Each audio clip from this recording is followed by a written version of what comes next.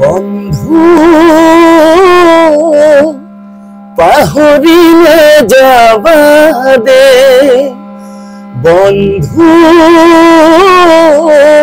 পাহৰিলে যাবা দে মোৰ বাঁশী নালাগে মোৰ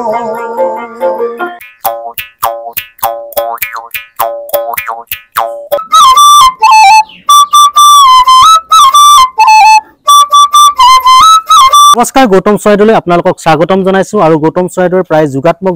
কন্টেন্ট আপোনালোকৰ মাজলৈ লৈ আহো কিছুদিনৰ পূৰ্বে আসলতে বুকাৰ পদুম ভাস্কৰ ফুকনৰ বহু কিটা চৰ্চিত আসলতে ভিডিঅ' লৈ আহিছিলো ভাস্কৰ ফুকনৰ চন্দ্ৰমা গীতৰ যি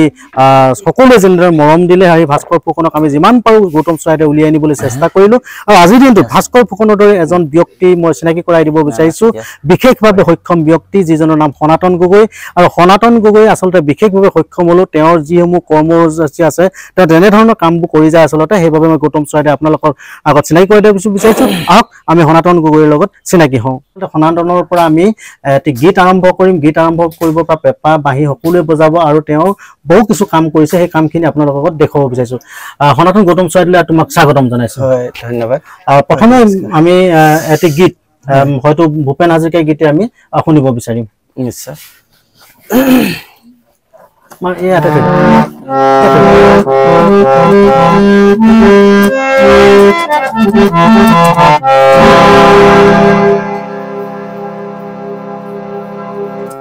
বৃষ্টি নপাৰৰে অসৈন্যজনৰে আহাকাৰ শুনিও নিশব্দে নীৰৱে বুঢ়ালুই তুমি বুঢ়ালুই গুৱাহাটীয়া বৃষ্টি নপাৰৰে অসৈন্যজনৰে আহাকাৰ শুনি নিশব্দে নীৰৱে বুঢ়ালুই তুমি বুঢ়ালুই গুৱাহাটীয়া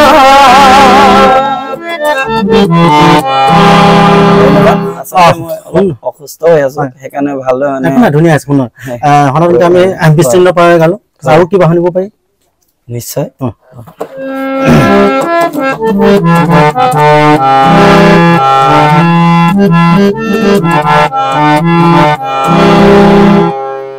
জয়ানা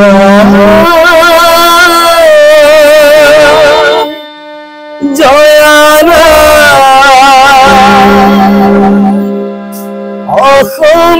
অসমীয়াৰ চেনেহৰ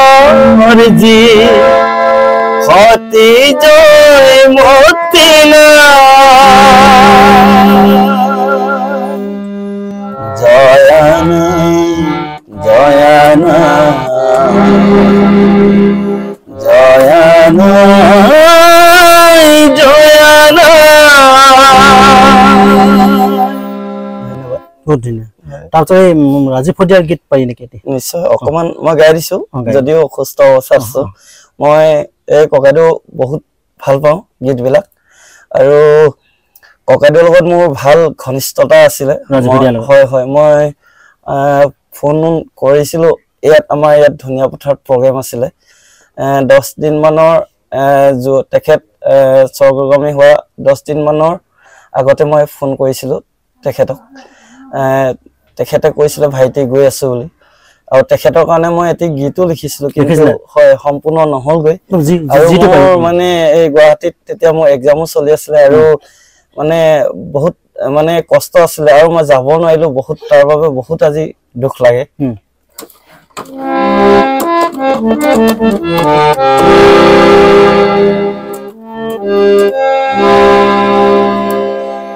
ও দূৰণিত শুনো কিহৰ হিঙাজি বাজিছে ও দূৰণিত শুনো কিহৰ হিঙাজি বাজিছে অলিয়ে গলিয়ে আজি অৰাজকতা মানুহৰ কি যে দেখো সমাৱেশতা ও দূৰণিত শুনো কিহৰ হিঙাজি বাজিছে তেনেকুৱাকে এটা গীত লিখিছিলো আৰু মানে কি ৰাজীৱ ফদিয়া নহয় ককাইদেউলৈ লিখিছিলো কিন্তু হয় আৰু পিছত কি অলপ আছে ন অন্তৰ দিব নোৱাৰিলো তাৰ পিছত আছিলে অলপ পাহৰি আছিলো যদি পায় অকন গুণ নাই কোনা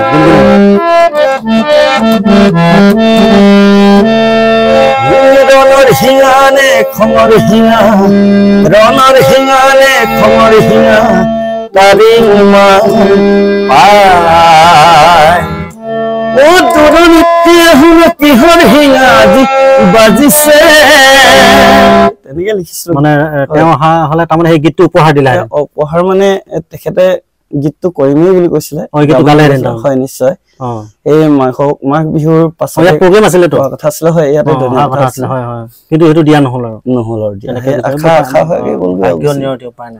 বন্ধু গীতটো অকমান অলপ গাম হয় কিন্তু অকণমান গাব পৰা নাই তাৰমানে আজি মই একেবাৰে অসুস্থ অৱস্থা গাই দিছো বন্ধু পাহৰিলে যাবা দে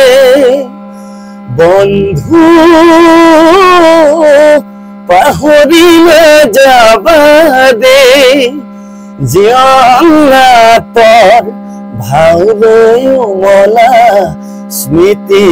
ৰাখিবা দে স্মৃতি ৰাখিবা দে